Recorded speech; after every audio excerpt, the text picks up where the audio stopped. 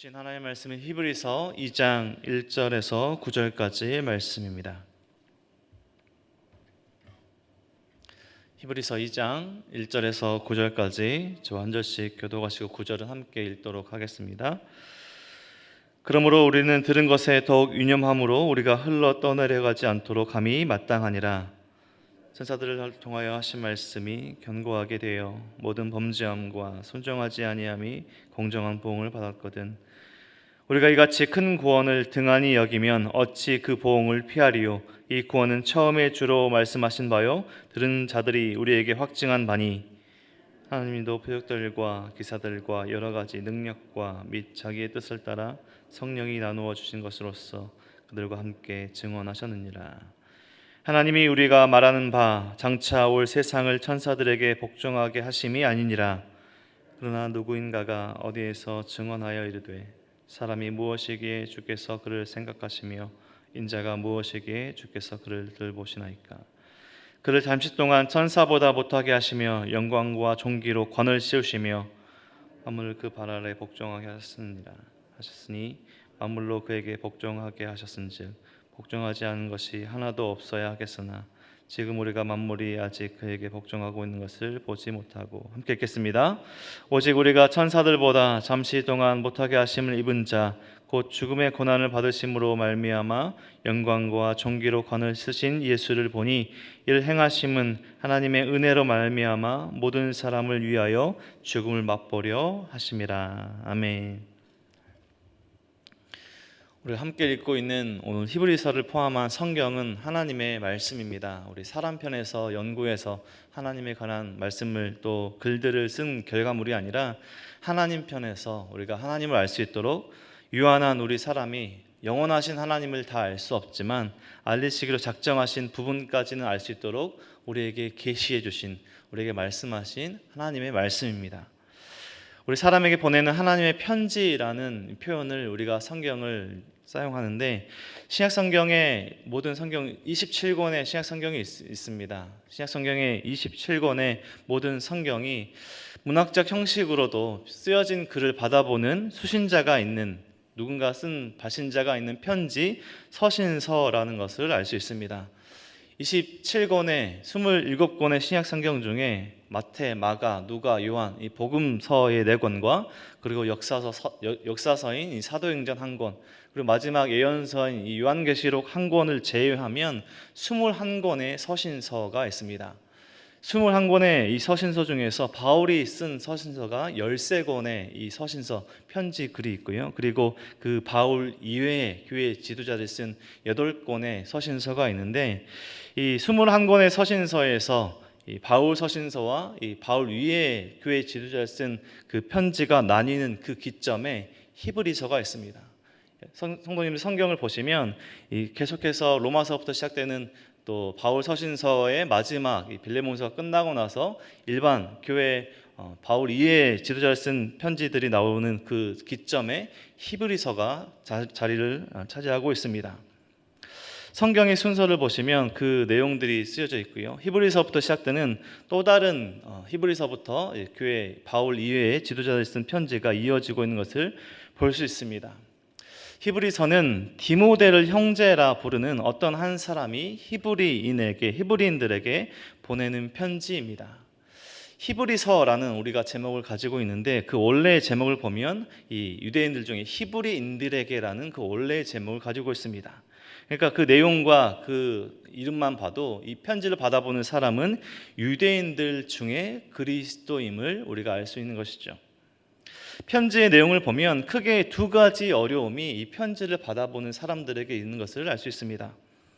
먼저는 예수를 믿고 새로운 복음적인 삶을 살아가지만 여전히 그 복음 아래서도 스스로 있는 죄의 문제, 그리고 양심의 문제, 그리고 그 죄의 문제를 해결하기 위해서 그 시대에 여전히 행해지고 있었던 구약의 제사 방식을 통해서 죄를 속죄받으려는, 즉 이전으로 유대교로 돌아가려고 하는 잘못된 유혹된 모습들이 있었다라는 것들을 알 수 있습니다.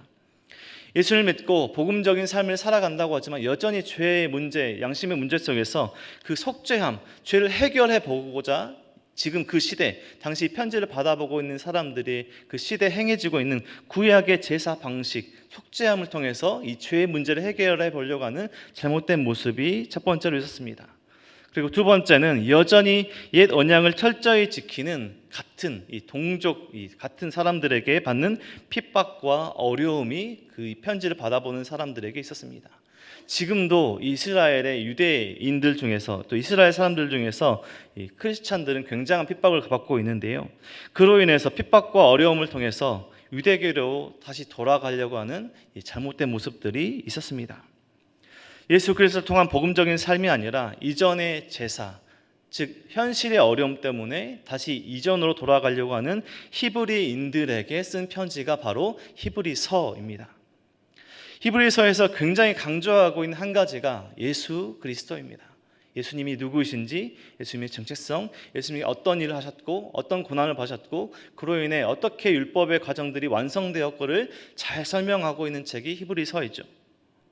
예수 그리스도가 누구이신지 강조하며 우리가 붙들어야 할 분이 누구이신지 밝히 전하고 있는 책이 바로 히브리서입니다.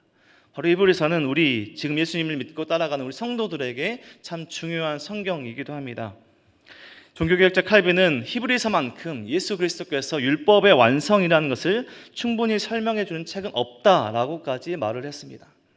율법의 완성, 예수님께서 모든 구약의 말씀들을 이루셨다라는 표현들을 하는데 바로 이 히브리서가 그리스도께서 율법의 완성을 충분하게 우리에게 잘 설명해 주고 있다라는 그 말에 반증을 하고 있습니다. 독생자 하나님의 아들 예수 그리스도, 우리가 자주 쓰는 이 표현들의 그 구체적인 설명들을 잘 해주고 있는 책이죠. 하나님의 약속대로 율법의 완성으로 오신 메시아, 예수님은 그 어떤 제사 의식보다 지금 유대교 사람들이 너무나 칭송하고 있는 모세보다 그리고 천사보다 더 뛰어나신 분이다, 더 우월하신 분이다 라는 것을 강조하고 있습니다. 히브리서를 묵상하다 보면 계속해서 반복되는 표현들과 그 관용구가 있는데요. 더 나은, 더 많은, 더 큰. 그러니까 그 앞에 그 어떤 것이 나오더라도 예수 그리스도가 그 어떤 것보다 크다라는 것의 선포와 선언인 것입니다. 우리가 알고 있는 그 어떤 존재, 그 어떤 인물보다 우리 예수님은 크신 분이십니다.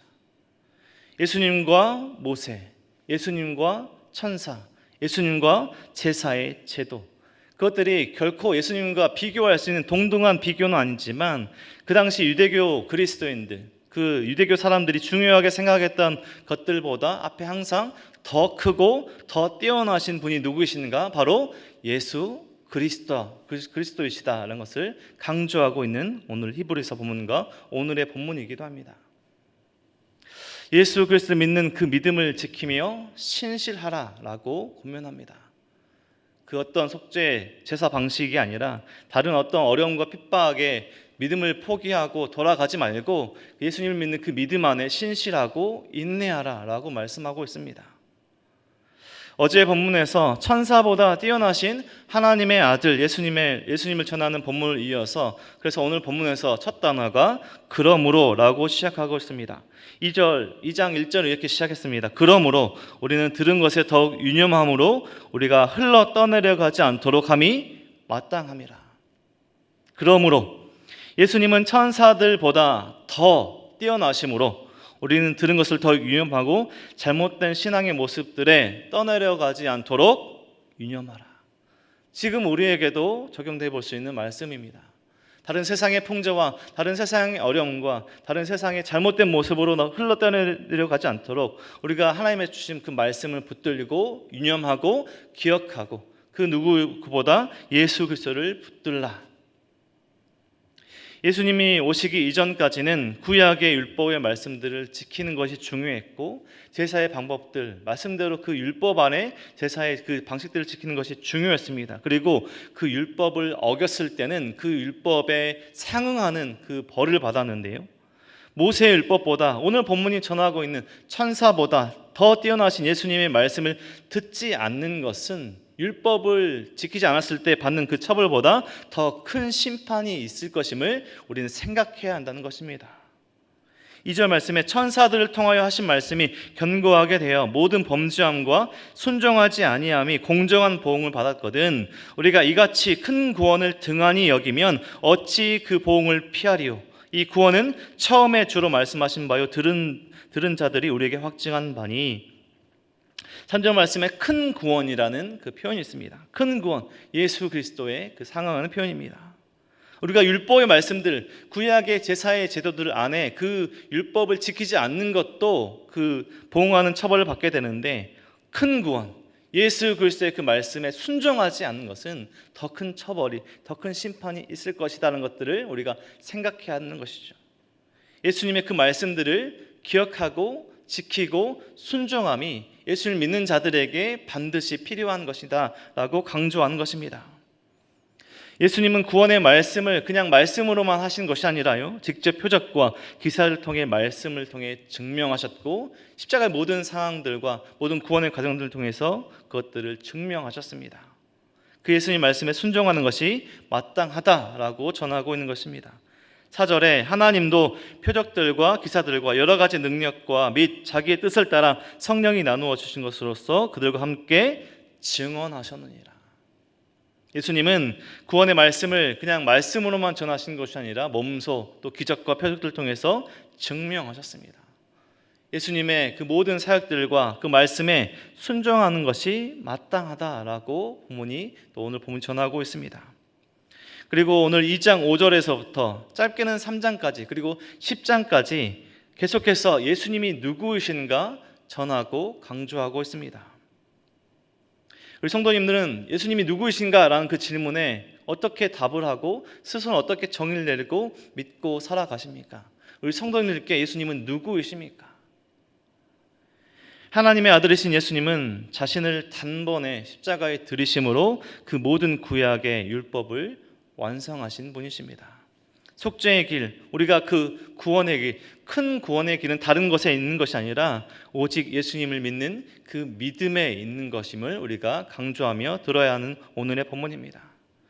오늘 2장 5절에서 오늘 9절까지 그 말씀 안에 보시면 시편 8편의 말씀을 통해서도요, 예수님의 그 율법의 완성의 과정을 오늘 본문에서도 전하고 있습니다.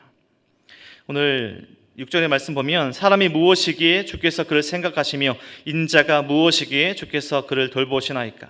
그를 잠시 동안 천사보다 못하게 하시며 영광과 존귀로 관을 씌우시며 만물을 그 발 아래 복종하게 하셨느니라. 시편 8편의 말씀이죠. 율법의 완성의 과정을 설명해 주고 있습니다. 오늘 본문의 결론 과정까지 보면 왜 하나님께서 예수님께 구원의 과정을 겪게 하셨는가? 하나님의 은혜로 말미암아 모든 사람을 위하여 죽음을 맛보려 하심이라. 예수님의 이 십자가의 죽으심과 이 고난을 통해서 높임 받으시고 모든 구약의 완성, 율법을 완성하신 예수님을 전하고 있습니다. 천사보다 잠시 못하게 하셨어. 그대로 우리 죽음을 통해서 그 모든 사람을 위하여 죽음을 맛보게 하려 하심이라. 예수님은 누구이신가? 구약을 완성하신 분이시고 율법을 완성하신 분이시고 믿음으로 복음으로 살아가는 우리 성도들의 삶의 목표이자 본이 되시는 분이십니다. 낮아지심, 고난을 통해 높임을 받으신 예수 그리스도이심을 본문이 전하고 있습니다. 예수님 앞에 우리가 그 어떤 것을 그 앞에 두더라도 그 어떤 것보다 더 크고 더 위대하고 더 나으신 분이 바로 예수 그리스도이십니다. 예수님 외에 우리가 다른 구원의 길은 없습니다. 큰 구원, 우리가 그 예수님 외에 우리가 다른 곳은 소망 둘 곳은 없다라고 말씀하는 오늘의 계속되는 본문입니다. 우리가 어떤 것을 붙들며 어떤 것을 기억하며 어떤 것을 지키고자 애쓰며 살아야 하겠습니까? 세상의 다른 풍조와 세상의 어려움 속에서 우리가 포기하지 않고 붙들어야 할 것이 바로 예수 그리스도이십니다. 어저께나 오늘이나 영원히 한결같으신 분은 오직 예수 그리스도이십니다. 우리가 알고 있는 이 땅의 그 어떤 것들보다 더 뛰어나신, 더 나으신, 더 크신 분이 예수 그리스도이시고 우리를 위해 십자가에서 죽으시고 돌아가시고 그 모든 구약의 말씀을 완성하신 분이 예수 그리스도이십니다. 우리 매일의 일상의 삶 속에서 우리가 어떤 것들을 붙들고 어떤 것들을 잊지 않고 살아야 하는가? 우리가 하나님께서 부르신 그 순간까지 무엇을 붙들며 어디에 소망을 두며 살아야 하는가? 오늘 본문에서 전하고 있는 예수 그리스도께 우리가 오직 소망을 두며 우리가 그 믿는 믿음을 신실하게 지키는 것이 필요하다라는 것입니다. 우리 성도님들, 어떤 삶의 상황 속에서 믿음이 흔들릴 때가 있으십니까? 가족들과 또 주변 사람들로부터 오는 그 어려움 속에서 차라리 내가 교회에 나가지 않고 내가 믿지 않았더라면 좋은 관계를 유지하고 내가 좋은 환경 속에서 살 수 있을 텐데 라는 생각이 들 때가 있으십니까? 아니면 내가 내가 예수님 이외에 다른 것에 소망을 두고 다른 것에서 내가 믿음과 구원의 길을 또 믿음의 안정감을 얻으며 살아가려고 하는 잘못된 모습들이 있으십니까? 오늘 본문이 전하는 예수 그리스도 외에 모든 구약의 말씀을 완성하시고 우리를 위해 십자가에 죽으신 예수 그리스도께만 소망을 두는, 영원토록 한결같으신 소망을 두는 예수 그리스도께 소망을 두는 우리의 삶이 되어야 할 것입니다. 오늘 함께 예배드리고 말씀을 듣는 우리 모든 성도님들, 어떤 상황 가운데서도 예수님을 믿는 그 믿음이 흔들리지 않고 우리를 위해 죽으신 분이 다른 것이 아니라 다른 존재가 아니라 예수님이시고 죽음을 통해서 고난을 통해서 높임받으신 예수 그리스도를 높이고 기억하고 오직 살아서나 죽어서나 우리의 유일한 위로가 되시는 예수님께만 소망을 두는 우리 모든 성도님들의 삶이 되시길, 가정과 우리 공동체가 되길 주님의 이름으로 간절히 축원드립니다. 기도드리겠습니다. 하나님 감사합니다. 우리를 사랑하시고 축복하여 주셔서 독생자 예수 그리스도를 땅에 보내시고 십자가에 죽기까지 그 사랑하신 그 은혜를 기억하게 하여 주시옵소서. 그 어떤 존재보다, 모세보다, 천사들보다, 세상의 그 어떤 존재보다 더 뛰어나고 더 크신 예수 그리스도를 붙드는 우리의 삶이 될 수 있도록 도와주시고, 삶의 여러 상황 속에서, 어려운 순간 속에서 우리가 포기하고 예수님을 믿는 그 믿음이 흔들리지 않도록 우리의 삶을 붙들어 오시고 우리가 예수 그리스도께만 소망을 두는 우리의 삶이 될 수 있도록 인도하여 주시옵소서. 하나님, 우리의 삶 속에 그 어떤 것들보다 우리가 예수님을 믿는, 예수님의 그 말씀을 순종한 우리 삶이 될 수 있도록 도와주시고, 이 땅에 오시고 우리를 위해 죽으신 예수 그리스도께 소망을 두며 예수님을 사랑하는 우리 삶이 될 수 있도록 인도하여 주옵소서. 모든 은혜와 사랑 감사드리며 우리의 모든 것 대신 예수 그리스도 이름으로 기도드립니다. 아멘.